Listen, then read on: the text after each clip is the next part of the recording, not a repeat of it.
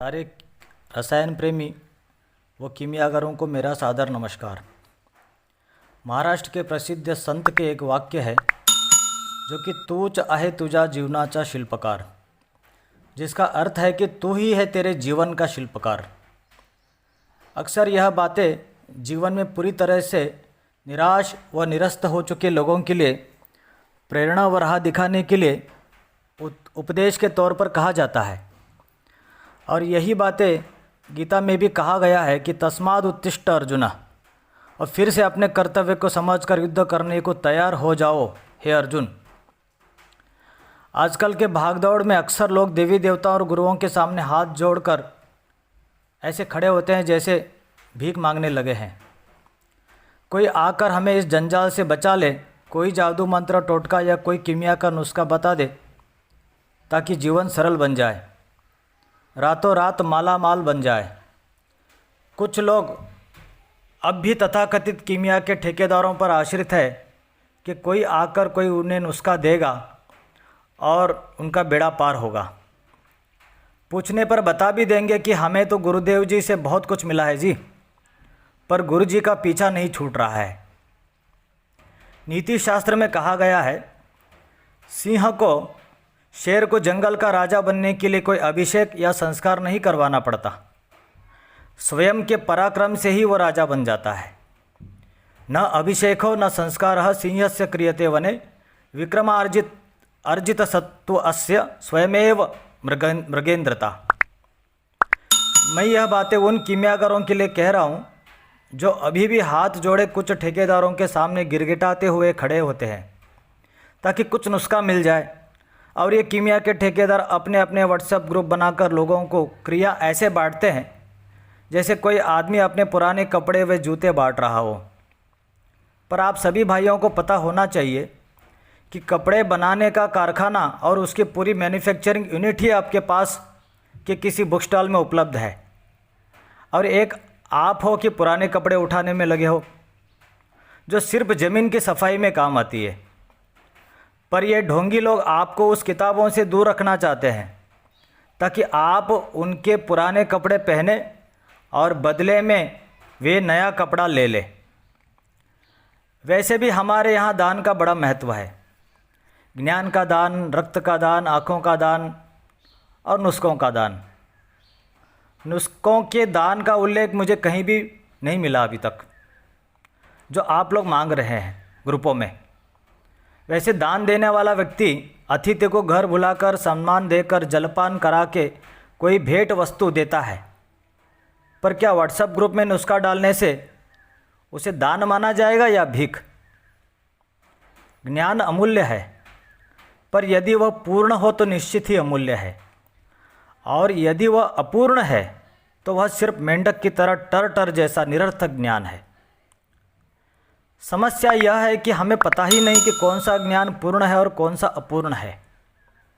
हमें तो कीमिया से सिर्फ मजदूरी के जैसा कुछ पैसे बन जाए बस, चाहे वो किसी भी मिलावट से क्यों ना हो।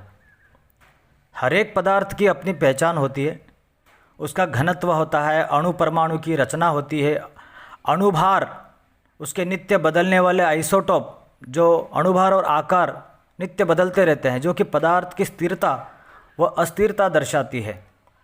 उदाहरण के तौर पर खेतों में उगने वाले सारे अनाज एक जैसे होते हैं, फिर भी हर एक अनाज का पकना और उसको नष्ट होने की अवधि भिन्न भिन्न होती है। पर अक्सर ऐसी बातों का तिरस्कार करके ये बदमाश ठेकेदार लोगों को चमत्कार की ओर मोड़ते हैं, यह कहकर कि इसकी कोई आवश्यकता नहीं है, आओ हमारे पास, हम आपका बेड़ा पार करते हैं, हम आपकी दीनता दूर करने का ठेका लेते हैं, और बस ये सारे सामान ले आओ, कुछ ही दिन यहाँ रहकर सेवा करो। कोई ज़रूरत नहीं विज्ञान फज्ञान की बातों की, विज्ञान तो हमारी मुट्ठी में बंद है, बस 1 घंटे में माल बन जाएगा। और फिर क्या था, अलक निरंजन शंभो शंभो के नारे लगने लगते हैं। फिर क्या था, वे सारे आचार्य ऋषि जो विज्ञान की खोज में वर्षों जंगलों गुफाओं में रहकर तत्वों को गहराई से समझा और उन अनुभवों को ग्रंथों में लिख दिया ताकि अपनी बातों को लोगों तक पहुंचाया जा सके, क्योंकि उस समय व्हाट्सएप या मोबाइल तो थे नहीं, वे सारे ग्रंथ अब कचरे के ढेर बन रहे हैं इन ठग गुरुओं के कारण। ये लोग अपनी बातें तो कहते हैं, पर ये कहीं कभी नहीं कहते कि मेरी ये बात अमुक ग्रंथ से लिया गया है। और इसलिए हमें आज भी इनके सामने हाथ जोड़कर भीख मांगने की ज़रूरत आ पड़ रही है। धर्म सिर्फ आस्था नहीं, बल्कि आस्था और विज्ञान दोनों का समन्वय है। धर्म का अर्थ गुण होता है, जो कि पदार्थ का मूल है। पर हमें तो गुलामी की आदत सी हो गई है कि गुरुदेव कोई नुस्खा दीजिए जिससे सिर्फ दाल रोटी का जुगाड़ हो जाए। यह दाल रोटी तो बिना गुरु के पशुओं को भी मिल जाता है जी। कीमिया का मुख्य लक्ष्य केंद्र पारा होने से पारे के बारे में यदि कुछ भी हटकर सुनने मिले तो हमारे कान खड़े हो जाते हैं। यदि कोई बंग या रांगे को ही पहले से गरम चम्मच पर पिघलाकर आग में रख दे तो हम उसे पारा मान लेते हैं। पारे जैसी कोई भी तरल धातु को भट्टी में रखकर गला दे तो हम घर बैठे ही उस वीडियो बताने वाले के मोबाइल को ही साष्टांग दंडवत मारते हैं, जैसे कोई सूर्य नमस्कार मार रहा हो। महंगी से महंगी मोबाइल तो हम चलाना सीख जाते हैं, पर यह नहीं सीखते कि उसमें दिखने वाला चित्र या वीडियो जो हम तक पहुंच रहा है वह सत्य है भी या नहीं। कोई भी सफ़ेद मेटल की फ़ोटो डालकर पारी की मेटल बोलने से हम उसे ब्रह्म वाक्य मान लेते हैं। कोई रंगीन पीली मेटल या तेजाब में ज़मीन की मिट्टी ही डालकर दिखा दिया जाए तो हमारी आस्था इतनी दृढ़ हो जाती है कि हम उसे नागार्जुन का अवतार मान लेते हैं।